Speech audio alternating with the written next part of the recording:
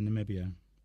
And on behalf of my Commonwealth colleagues gathered here today, we wish you all the very best for a long, peaceful and happy retirement and finishing the book.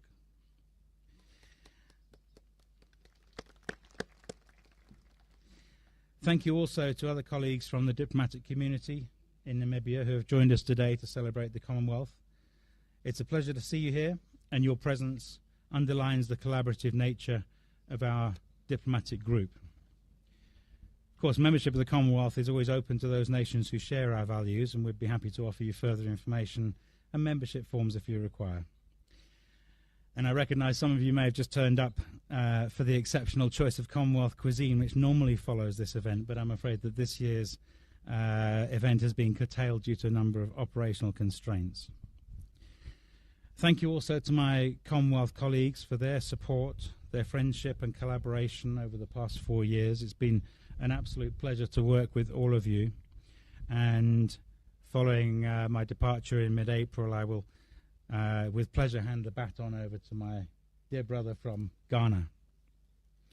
So on this 76th anniversary of the founding of the Commonwealth, and on behalf of all my diplomatic Commonwealth colleagues present, it's an honour and a privilege to wish all Namibians and all of you gathered here today a very happy Commonwealth Day. Thank you.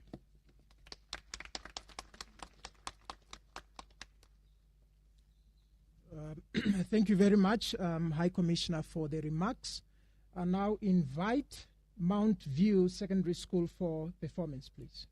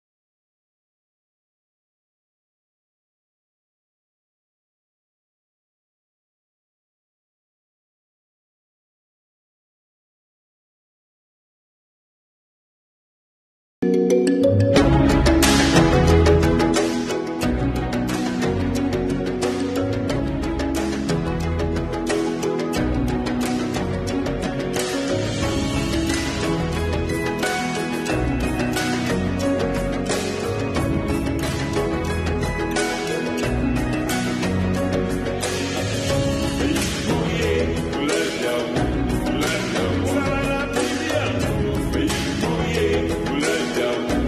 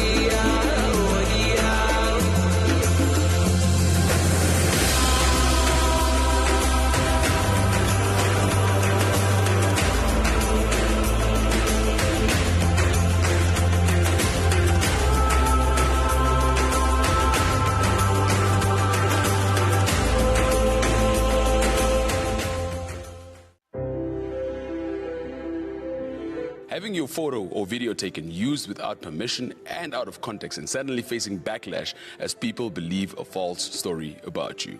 It really hit me very hard, to an extent of where I literally had to shut down and take some time out and really come back and realize, but you know what, I've not caused the damage. Yes, there is that misappropriation, but it's more of a case of the right of privacy that was invaded, infringed upon. You have integrity as a person, and throughout your life you work hard to build a reputation also. Absolutely. So your name means something to someone.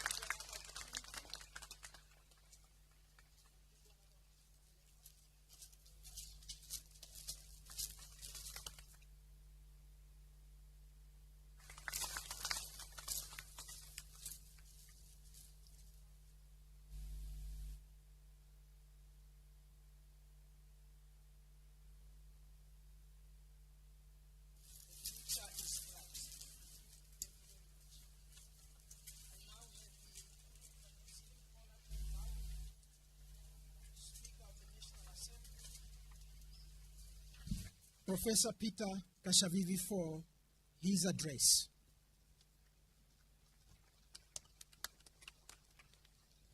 Thank you very much, and good morning, everybody. Let me simply say that I stand by the protocol that was well established in the interest of time, and a big thank you to each and every one of you here present. I think it tells a story that was touched upon by my good friend Charles Moore when he alluded to the fact that this is my last event marking the Commonwealth, as we normally do every year. It's interesting. I was going to say something about that, but he already introduced the subject. All I need to do is just to confirm. And secondly, I really like something this morning that we never had an opportunity to have all the distinguished diplomatic representatives of various countries represented in Namibia joining us, particularly on the Commonwealth Day. This is something that I very much value because we're in it together, and it's good to share an event like this with all of you as you are here this morning. And before I get to the subject matter, I just thought ambassadors usually report on events, and as a former ambassador of Namibia to several countries during my time, I reported on subject that happened a few days ago to my colleagues, the speakers, particularly within the SADC region. I shared something with them, and I would like to report to you this morning what message I conveyed to my counterparts in the various SADC member states.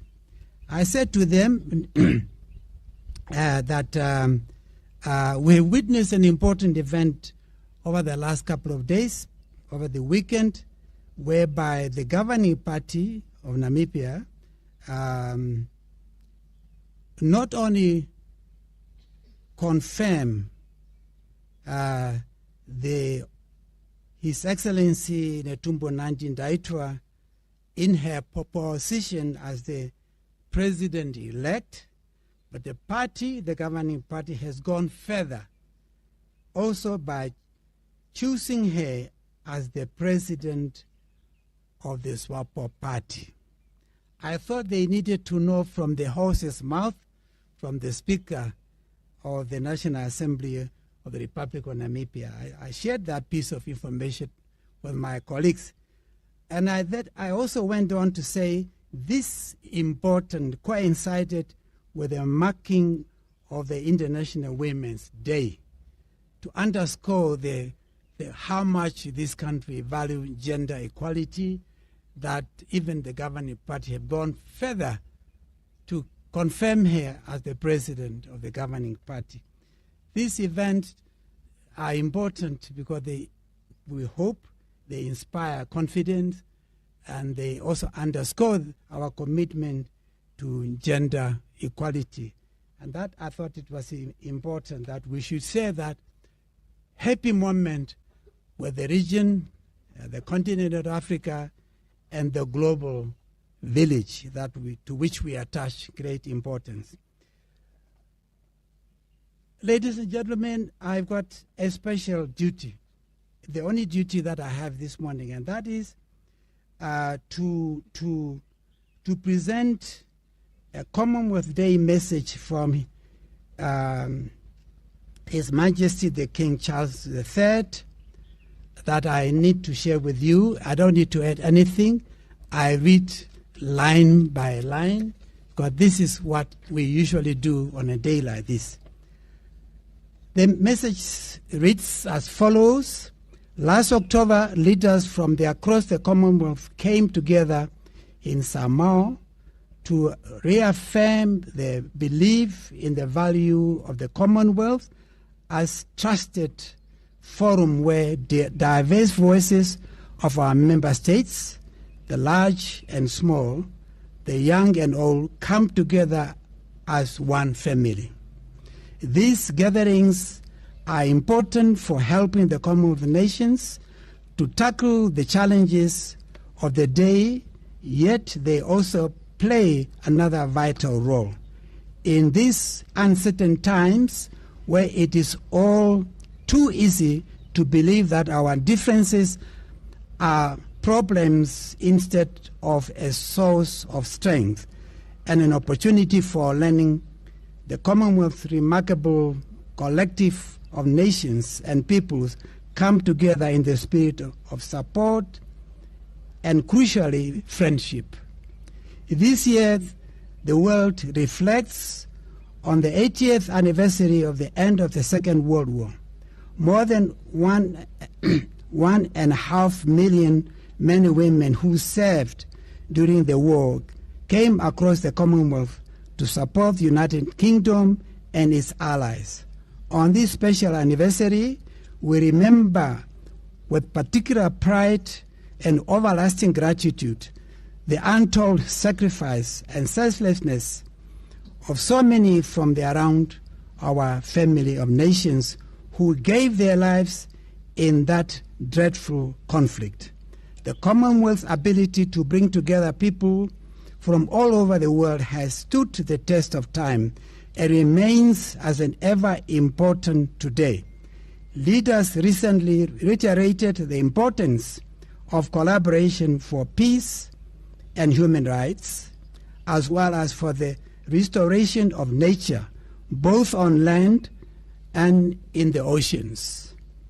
As we mark this Commonwealth Day together, there is no more important task than to restore the disrupted harmony of our entire planet. For the sake of our younger generations of threatened future, I can only hope that the Commonwealth will continue their vital work to restore that harmony. That is the message from Her Majesty the King, and I thank you for your attention. Let us hope to continue to build for peace, stability, and harmony across the globe. Thank you.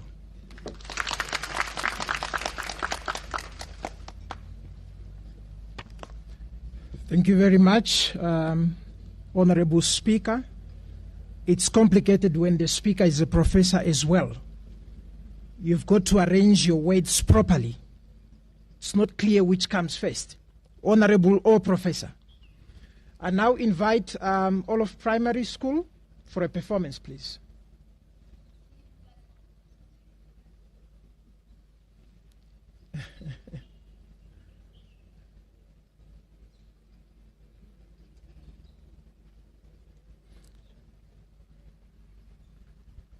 The performance shall be followed by our closing remarks to be rendered by Mr. Valombola Kalomo. We apologize for the spelling error there on the program.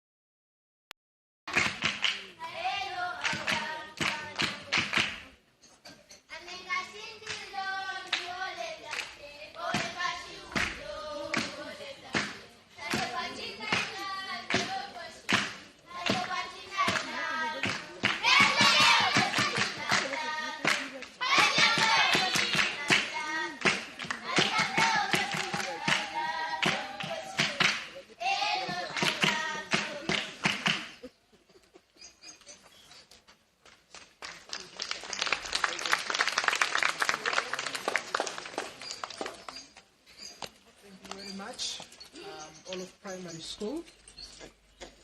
The song basically pays homage to the various African totems to which we belong as African people.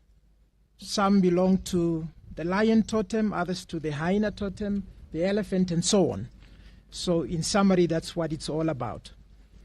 At this juncture, I now invite Deputy Director of Bilateral Relations and Cooperation from the Ministry of International Relations and Cooperation, Mr. Valombola Kalomo, for the closing remarks.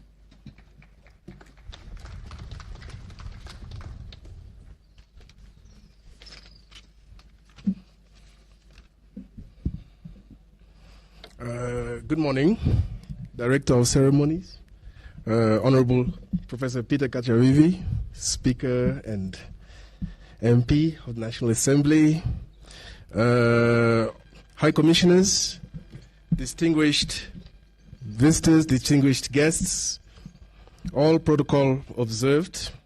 I am delighted and I am honored to deliver the closing remarks on behalf of the Ministry of International Relations on this Commonwealth Day. Ladies and gentlemen, 2025 is a very significant year for the international community as it marks the 25th anniversary of the adoption of the UN Security Council Resolution 1325 on women, peace and security. Namibia spearheaded this historic resolution as our contribution to highlight the important role of women in global peace processes. Subsequent to this, our country established the Namibia International Women Peace Center to further solidify our commitment to women, peace and security. This center seeks to embody the key tenets of 1325 with a view to ensure that the resolution is fully implemented. The center will lead our country's commemorative activities of 1325 in October 2025. And we invite our Commonwealth family to support our initiatives. Honorable Speaker, moreover, 2025 also marks the 30th anniversary of the 4th United Nations Conference on Women, also known as the Beijing Conference on Women, which adopted key principles for the empowerment of women and their recognition in societies. Namibia was privileged to be the Rapporteur General during the 1995 conference, represented by none other than Her Excellency Dr. Netumbo Nandi-Ndaitwah, Vice President and President-elect of the Republic of Namibia, who was then Director General of Women Affairs with ministerial rank.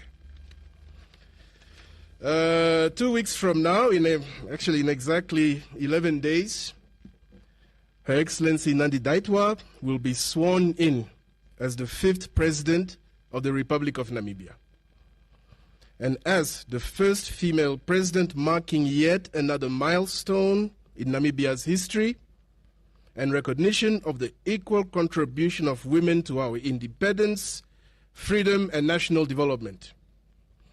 We equally congratulate the Parliament of Namibia and the Speaker for achieving the goal of gender parity, with more women in Parliament now than ever before. Honorable Speaker, the aforementioned achievements could not have been possible without the visionary, as we all know, and the foundational leadership of the late Dr. Sam Sashifuna Nujoma, our very first president and leader of the Namibian Revolution, whom the nation led to rest just last week, 1st March 2025. I believe his legacy will continue to inspire all of us in the Commonwealth to work together towards creating a better world for all of humanity. In the words of our founding president, a people united, striving to achieve a common good for all members of society, will always emerge and remain victorious. We also acknowledge the contribution of and thank the Commonwealth for its support towards the strengthening of Namibia's democratic processes and institutions over the years. Honorable Speaker, as I conclude, allow me to take this opportunity to inform that Namibia will be pleased to host the Commonwealth Trade Ministers Meeting, CTMM, in Windhoek this year from the 16th to 20th of June 2025. And through their excellencies, the High Commissioners here present, we would like to impress upon the respective Ministers of Trade to participate in person to ensure the success of this meeting. I wish us all a happy and peaceful Commonwealth Day celebrations. I thank you.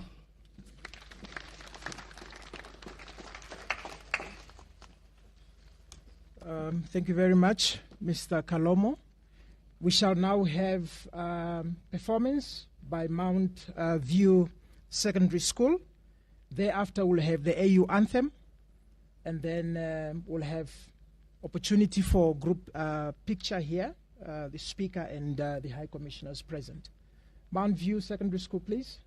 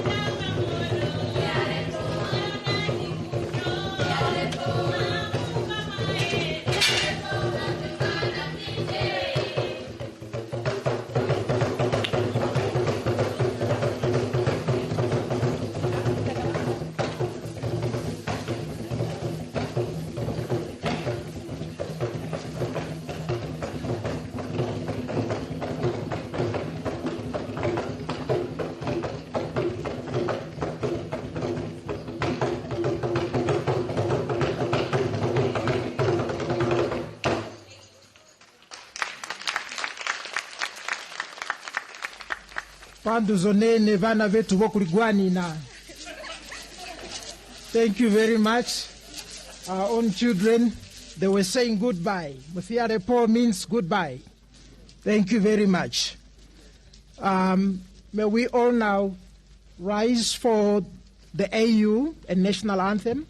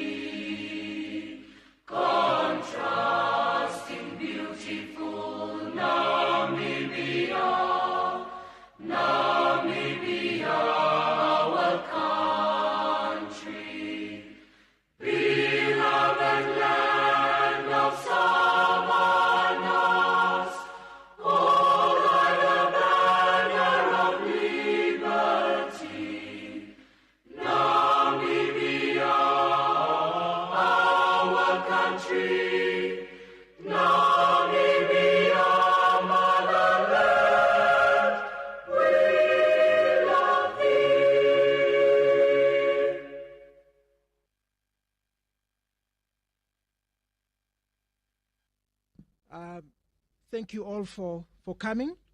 I now invite the High Commissioners to join the Speaker for the group picture here in front of the banner. Thank you very much.